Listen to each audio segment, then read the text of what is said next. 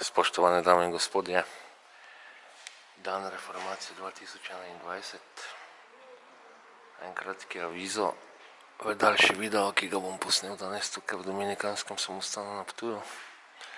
In sicer pričelo se bo leto reformacije, kar se tiče Ptuja, in s tem dejansko tudi širše okolice, ker je Ptuje mesto ne samo lokalnega, ne samo slovenskega, ampak svetovnega pomena, ampak vse zaradi neke povojne zgodovine.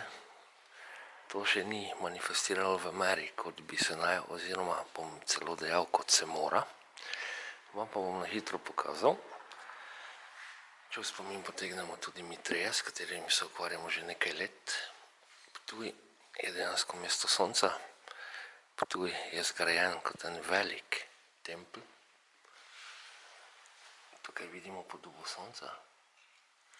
In Ptuj je dejansko mesto, ki kot celota pomeni en generator zdravega, plemenitega in imenujemo ga v tem videu kar takole večnega duha. Se pravi, v letu od 2021 do 2022 bomo to zgodbo sedaj sestavili, tako da bo čez leto dni dejansko koherentna in razumljiva. Obljubljam pa vam, bo zelo zanimivo, poučno in lepo leto in seveda tudi vsa leta, ki bodo zatem sledila. Ptuj, mesto sonca.